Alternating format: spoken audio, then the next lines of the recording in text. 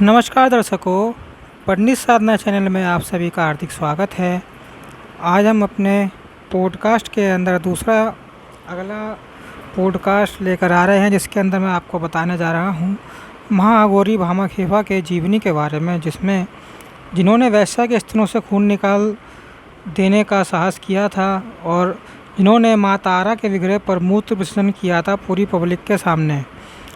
जैसे थे हमारे भामाखेपा जी, जो थे तारापीठ के कोलाचार्य। इनकी पूरी सत्य घटना बताने जा रहा हूँ, जीवनी से लेके अंत समय तक का पूरा विवरण बताने जा रहा हूँ। वीडियो पूरा अंत तक देखिए एवं वीडियो देखने से पहले हमारे चैनल को सब्सक्राइब कीजिए, वीडियो लाइक कीजिए।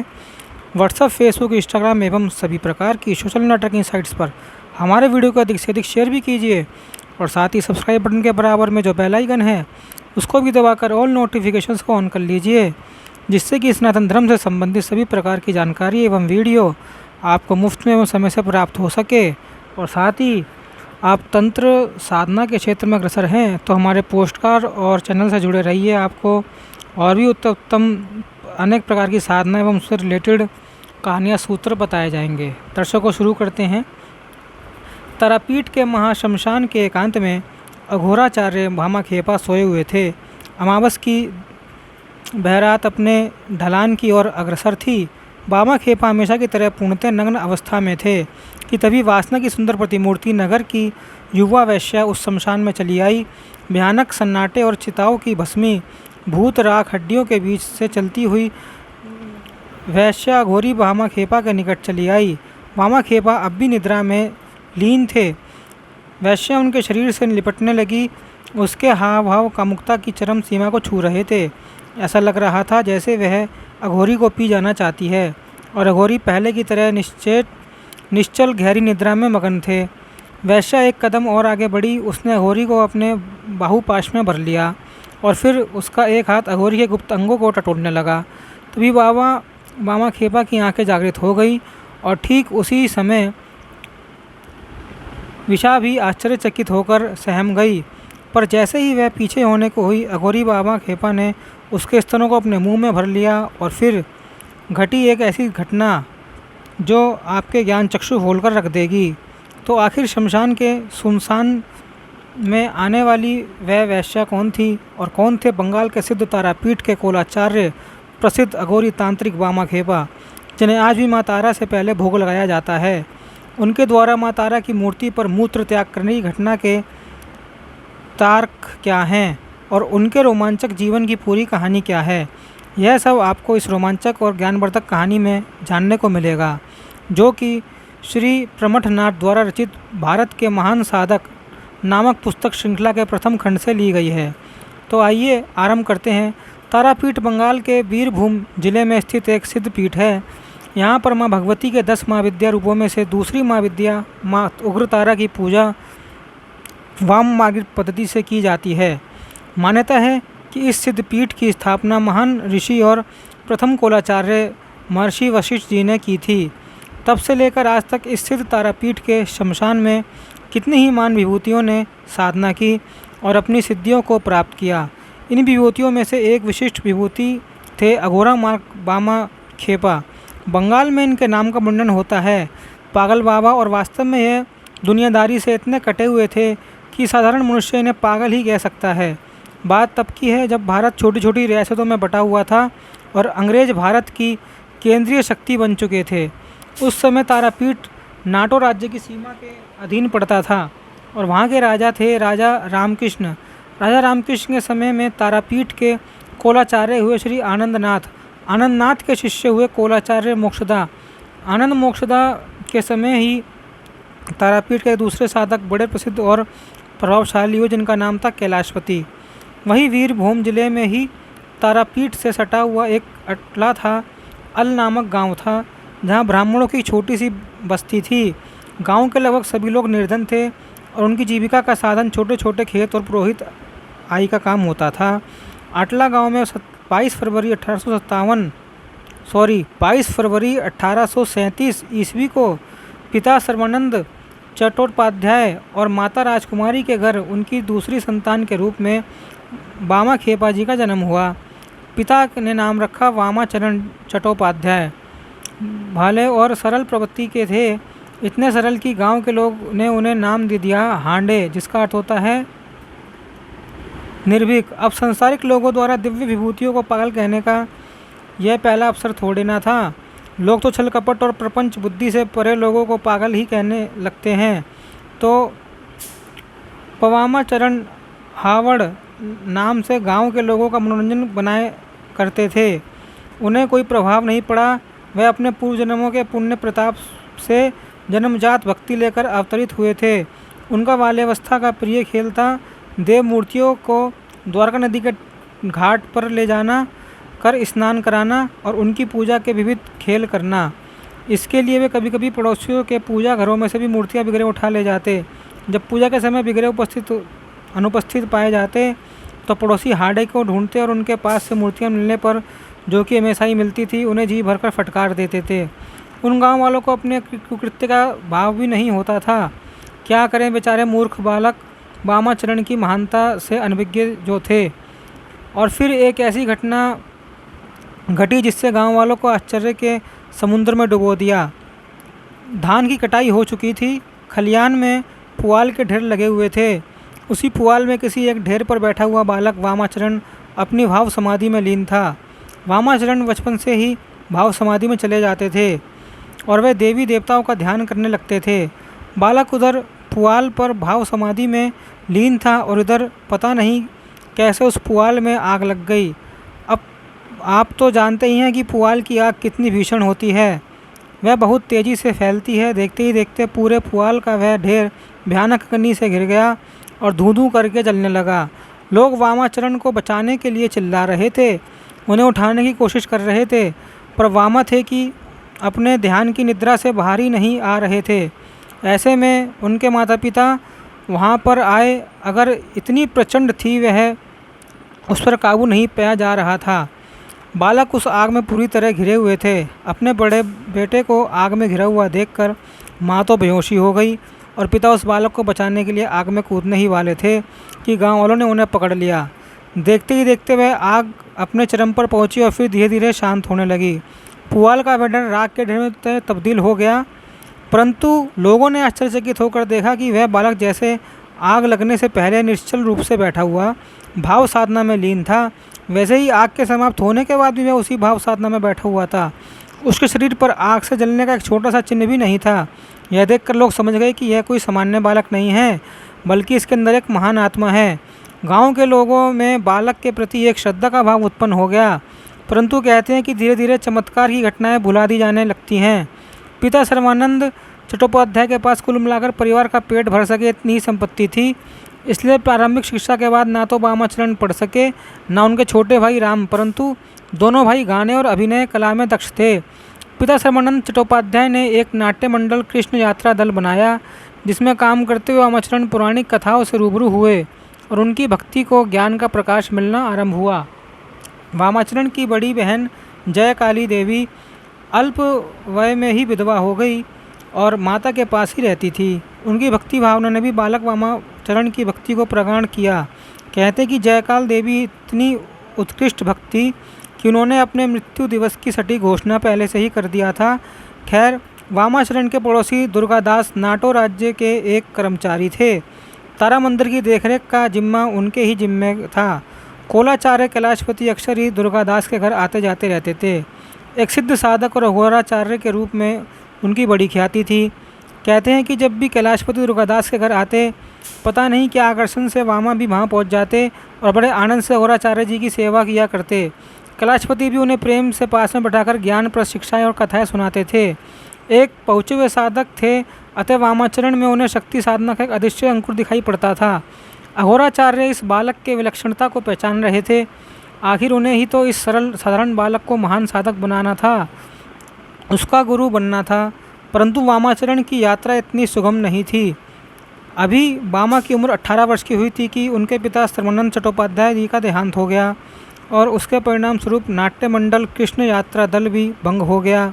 अचानक से वामा अपने परिवार के सबसे वरिष्ठ पुरुष हो गए और घर में खाने पीने तक का भी अभाव होने लगा। माता राजकुमारी चाहती थी कि बड़ा बेटा अब जिम्मेदारी संभाले, पर बड़ा बेटा तो उम्र बढ़ने के साथ साथ दुनिया से दूर ही होता जा रहा था। बामा के पास दुनियादारी निभाने वाला व्यवहारिक बुद्धि का अभाव था। वे तो भाव की दुनिया के यात्री थे। समय के साथ साथ उनकी माँ तारा में आस्था गहन से गहनतर होती जा रही थी। इसी व्यवहारिक बुद्धि के अभाव के कारण गांव के लोग उन्हें शेपा या खेपा कहने लगे, जिसका अर्थ होता है पागल। और इस प्रकार वामाचरण चट्टोपाध्याय से होते हुए बामा खेपा नाम तक पहुंच गए। माँ ने लाख प्रयास किया कि वामा का मन दुनिया में लगे, पर वामा ना तो समय पर ध्यान रखते न जगह का। जब भी उनके मन में माँ तारा की भक्ति उमड़ती थी, वह भाव की भूमि पर ध्यान लगाकर रम जाते। काम छूटता है छूट जाए, घर लुटता है लुट जाए, वामा को तो केवल माँ के चरणों में रमने की ही आनंद मिलता था। और एक दिन वामा की यह आस्था गृह त्याग के निर्णय तक पहुँच गई। बरसात का समय था। द्वारक नदी में उफनती हुई बाढ़ की लहरें आतंक मचा रही थी। उधर आसमान पर काले बादल घुमड़ रहे थे, उधर वामा के मन में भक्ति का अथाह समुद्र उमड़ जा रहा था। अब भला नदी की बाढ़ समुद्र का रास्ता रोके तो कैसे रोके। वामा नदी की उफनती लहरों में कूद पड़े। नदी के उस पार शमशान में अघोराचार्य कैलाशपति की साधना स्थली थी। वामा भक्ति के आवेग से लहरों को चीरते हुए नदी पार कर सीधे कैलाशपति के चरणों में गिर पड़े। अधर पर चुप्पी थी और आंखों में आंसुओं का झरना। वामा ने गुरु चरणों में स्वयं को समर्पित कर दिया। कैलाशपति को संकेत मिल चुका था कि वे पहले से ही वामाचरण की प्रतीक्षा कर रहे थे। उन्होंने वामाचरण को उठाया, उन्हें सांत्वना दी, अपने पास बिठाया और फिर वामाचरण को अपना शिष्य स्वीकार कर लिया। उन्हें गुरु मंत्र दिया और वामाचरण इस प्रकार घर त्याग कर सन्यासी हुए। परंतु उनकी माँ राजकुमारी को जब यह खबर मिली कि वामाचरण घर त्याग कर सन्यासी बन गया है, तो वह तारापीठ मंदिर की तरफ गई। वहाँ पर उन्होंने कैलाशपति से भेंट की और रोते हुए कहा कि मेरे बेटे को घर भेज दीजिए, किसी तरह उसे समझाइए कि वह घर चला जाए, उसे अभी गृहस्थ में रमना है, उसका तो विवाह भी नहीं हुआ है। तब कैलाशपति ने माँ राजकुमारी को समझाया कि माँ, अगर आप उसे अपने घर ले गई, अपने वचनों से बांधकर उसे आप घर ले जाने में कामयाब भी हुई, तो वह गृहस्थ नहीं बन सकेगा।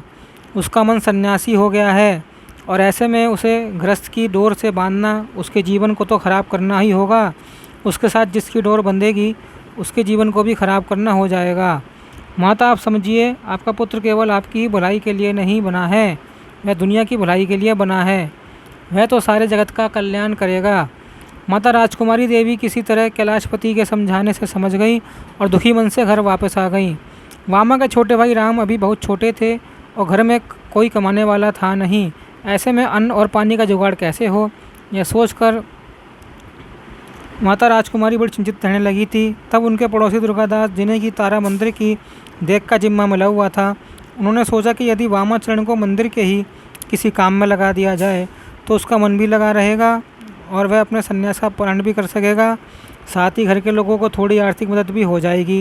यही सोचकर दुर्गादास ने वामाचरण को माँ के लिए फूल लाने का काम सौंप दिया और वहीं से वामाचरण माँ के नज़दीक पहुँच गए। वामाचरण फूल लाने के लिए जाते, लेकिन जैसे ही बगिया में पहुँचते और टेसू के लाल फूल देखते तो उन्हें माँ के चरणों का स्मरण होता। फिर तो उनकी वहीं पर भाव समाधि लग जाती। डाली को पकड़े हुए वे घंटों तक उसी भाव समाधि में लीन रहते और इधर पुजारी समय पर माँ की पूजा करने के लिए फूल खोजता रहता। हर थक हार कर वह खुद ही बगिया में जाता, फूल चुनता, बड़बड़ाता हुआ वापस लौट आता और बामा अपनी माँ की भक्ति में रमे रहते थे। वामाचरण ने कोई औपचारिक शिक्षा नहीं ली थी और ना ही उन्हें किसी पद्धति का ज्ञान था और ना ही उन्हें किसी पद्धति से कोई लेना देना था। वो तो सीधी और घर तौर पर माँ से जुड़ना चाहते थे। उनका संबंध माँ से वैसा ही था जैसे एक भोले से छोटे से बालक का अपनी माँ से होता है। कोई भी दिखावा नहीं, कोई भी पर्दा नहीं, केवल माँ और पुत्र का संवाद। सीधे तौर पर वामाचरण यही करते थे। उनकी पूजा में किसी भी तरह का आडंबर नहीं था। वह सीधे माँ से बात किया करते थे, लेकिन इससे मंदिर के प्रशासन का काम तो नहीं चल सकता था। धीरे धीरे उनकी शिकायत दुर्गादास के पास पहुँचने लगी। तब दुर्गादास ने लोगों से कहा कि इन्हें हर तरह के काम से निकाल दो, बस यह तारापीठ के माँ मंदिर के पास रहेंगे और मंदिर के पास जाने से इन्हें कोई रोकेगा नहीं।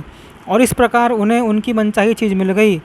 अब वे माँ के मंदिर के आसपास रहते, मन करता तो उसकी सफाई करते, मन करता नहीं करते। और ऐसे में एक दिन घटी वह घटना जो कि तारापीठ के नियम को पूरी तरह से बदल देने वाली थी। माँ तारा की पूजा का समय हो रहा था उनके लिए प्रसाद तैयार कर दिया गया था और पुजारी कुछ और चीज़ों की व्यवस्था करने के लिए वहाँ से हट गए। तभी वहाँ पर वामा खेपा जा पहुँचे।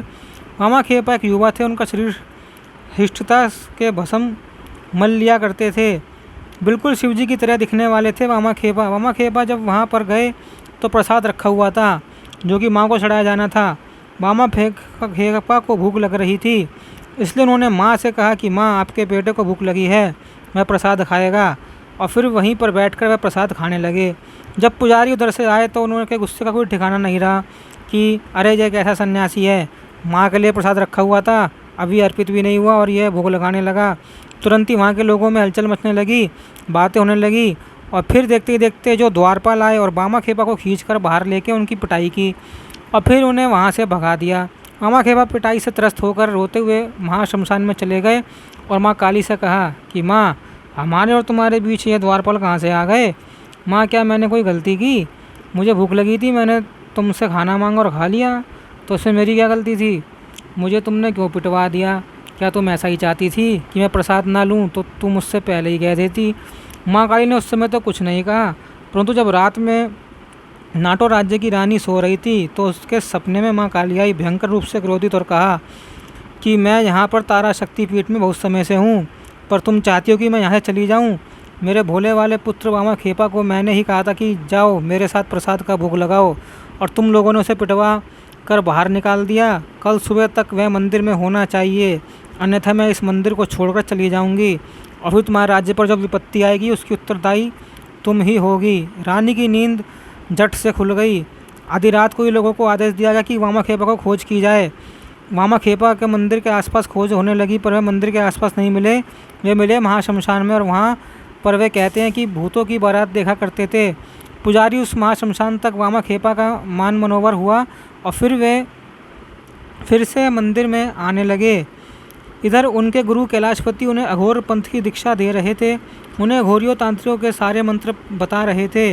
वामा खेपा कोई पहुँचे हुए साधक नहीं थे, परंतु उनका हृदय उच्च कोटि का था। भले ही वे साधना की उच्च विधियों को न जानते थे, पर वे इतने भोले मनुष्य थे कि उनकी सीधी सादी साधना भी बड़ा असर करती थी। एक समय ऐसा आया कि अपनी साधना से अपने गुरु के स्तर के बराबर पहुंच गए। कहते हैं कि वामा खेपा अपने गुरु कैलाशपति के लिए चिलम भरा करते थे और कैलाशपति उन्हें अपनी आराध्य देवी तारा को चढ़ा करके ग्रहण कर लेते थे। एक बार जब वामा खेपा ने चिलम भरा और कैलाशपति ने माँ तारा को चढ़ाने के लिए ध्यान लगाया तो अनायासी वामा खेपा उसमें चिलम को जलाकर पीना शुरू कर दिया। कैलाशपति जब ध्यान से उतरे तो उन्होंने सोचा कि वामा खेपा आज से पहले तो ऐसा कभी नहीं करता था, वह तो जितना बोला कि गुरु की अवमानना करने की सोच भी नहीं सकता है, फिर यह कैसे हुआ? कैलाशपति ध्यान की भूमि पर पुनः उतरे। उन्होंने देखा कि उन्हें एक संकेत मिल रहा है कि अब वामा खेपा को कोलाचार्य बना दिया जाए। वह उस स्तर तक पहुंच चुके थे। कैलाशपति ने मुक्तानंद से यह बातें बताईं और फिर उन दोनों ने वामा खेपा को कोलाचार्य के पद पर अभिषिक्त किया और वहाँ से वे चल गए, क्योंकि एक सिद्धपीठ में दो कोलाचार्य नहीं रह सकते थे। और इस प्रकार एक सामान्य साधक से वामा खेपा अब तारापीठ के कोलाचार्य बन गए थे। वे माँ की मूर्ति की पूजा उपासना करते, उन्हें भोग लगाते, पुजारी भी रखे हुए थे, पर जब कोलाचार्य चाहते तो वे पूजा कर सकते थे।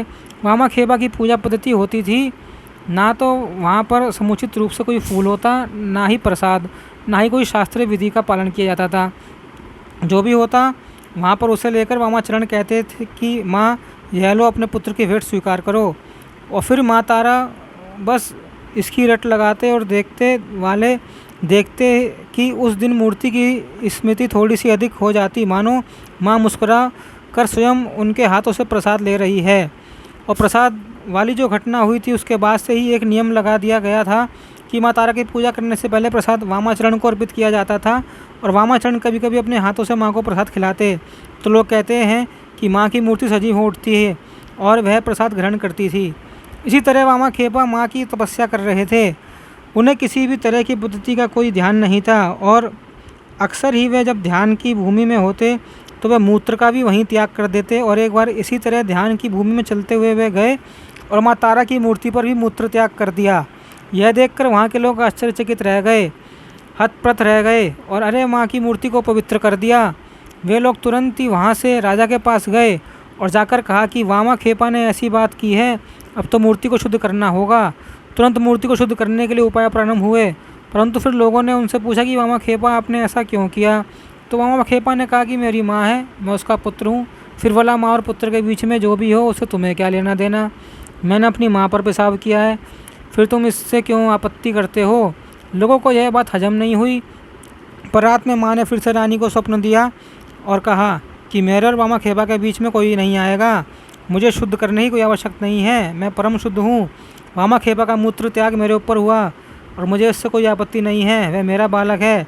जैसे एक छोटा बालक माँ के गोद में मूत्र त्याग मल त्याग कर सकता है और माँ को उससे कोई आपत्ति नहीं होती, उसी तरह माँ तारा के लिए वामाखेपा एक भोले भाले छोटे बालक ही तो थे। वामाखेपा अक्सर ही नग्न रहा करते और जब लोग पूछते कि आप नग्न क्यों रहते हैं तो वे कहते कि मेरी माँ नंगी, मेरे बाप नंगे, तो मैं भी नंगा, इसे तुम्हें। और वे जन्मजात ब्रह्मचारी थे। वाम मार्गी तांत्रिक साधना में पंचमकारों का ग्रहण किया जाता है। यह पंचमकार है मांस, मछली, मदिरा, मुद्रा और मैथुन। परंतु वामाखेपा जन्म ब्रह्मचारी थे, बचपन से ही ब्रह्मचारी थे और ब्राह्मण कुल में उत्पन्न थे।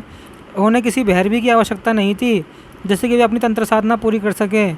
उन्हें मैथुन की कोई आवश्यकता नहीं थी। और एक बार तारापीठ का जो तहसीलदार था उसने सोचा कि क्या वास्तव में वामाखेपा एक ब्रह्मचारी हैं अथवा वह बस महान करते हैं, नाटक करते हैं, ढोंग करते हैं।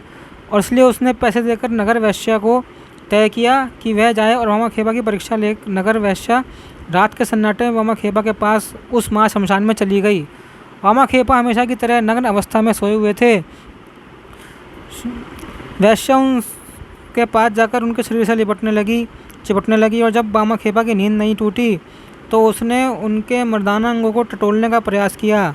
परंतु वह आश्चर्यचकित रह गई कि जिन मर्दाना अंगों को सामान्यतः नंगे रहते हुए को लोग देखा करते थे उसने भी देखा था। वह उसके साथ हाथ लगाते ही गायब हो गया। उस जगह पर किसी भी तरह के अंग का कोई चिन्ह नहीं था, बिल्कुल सपाट विषय। यह देखकर आश्चर्यचकित रह गई। उसने अपना हाथ वहाँ से हटा लिया, परंतु तभी वामाखेपा की आंखें खुल गई। जब वैश्या हटने को हुई तो वामाखेपा ने जैसे नींद से जगे हुए बालक की तरह माँ माँ कहते हुए वैश्या के स्तन पकड़ लिए, उन्हें पीने लगे और कहने लगे कि माँ, बड़े दिनों के बाद तुमने दर्शन दिया। और उनकी प्यास इतनी उत्कट थी कि वैश्या के स्तनों में से खून आने लगा। वे रक्तपान कर रहे थे। वैश्या बेहोश हो गई। वामाखेपा ने उसे छोड़ दिया। थोड़ी देर बाद जब वैश्या को बेहोशी टूटी तो उसने वामाखेपा से क्षमा मांगी, कहा कि मेरा क्षमा के काबिल तो नहीं हूँ पर आप महान हैं। वामाखेपा ने कहा कि माँ, तुम यहाँ से जाओ, पर ध्यान रहे किसी भी बालक के साथ आगे से ऐसा मत करना। एक वैश्या के लिए यह भी कामात विषय के लिए माँ शब्द का संबोधन कितना निष्कपट व्यक्ति कर सकता है आप भी समझ सकते हैं। और वैश्या उस महान विभूति के शरीर का स्पर्श पाकर पूर्णतः पवित्र हो चुकी थी। उसने वैश्या कर्म छोड़ दिया और पुजारी की साधिका का जीवन जीने लगी। और वामाखेपा इस तरह से लोगों के बीच में धीरे धीरे प्रसिद्ध होते हो गए। उनकी सिद्धियाँ अद्भुत थी। वह बड़े ही भोले भाले थे। वह गालियाँ भी देते थे, परंतु कहते हैं कि उनकी गालियाँ भी प्रसाद से जैसी होती थी। लोग उनके पास अपने रोगों का निदान पाने आते और वे भस्म की राख देकर ही उन लोगों को रोग से छुटकारा दिला देते थे। बहुत कहानियाँ हैं कि उन्होंने कई लोगों को ठीक किया। उनकी ख्याति चारों तरफ फैलने लगी और उनसे मिलने के लिए राजा महाराजा तक आने लगे, परंतु कोई भी राजा महाराजा उनसे ठाट बाट के साथ नहीं मिल सकता था। सामान्य सरल मनुष्य की तरह जाना होता था। और वे अपने कुत्तों के साथ बैठे रहते, खाने को भी कुत्तों के साथ बांट देते थे। और इस तरह उन्होंने अपना जीवन व्यतीत किया। लगभग 74 वर्ष की उम्र में 18 जुलाई 1911 को उन्होंने महासमाधि ली। महासमाधि लेने से पहले उन्होंने अपने शिष्यों से कहा कि उन्हें मुसलानंद जी की समाधि के पास ही समाधि स्थान दिया जाए। फिर उन्होंने अपनी इच्छा से महासमाधि ली और इस दुनिया को अलविदा कह के चले गए। मित्रों, इस प्रकार वामाखेपा जी को लौकिक कहानी यहीं पूर्ण होती है। उम्मीद है कि आपको यह कहानी पसंद आई होगी। कैसी लगी हमारी प्रस्तुति कमेंट बॉक्स में मुझसे बताइएगा। मिलते हैं अगले वीडियो में अगली प्रस्तुति के साथ। जब तक के लिए जय तारा।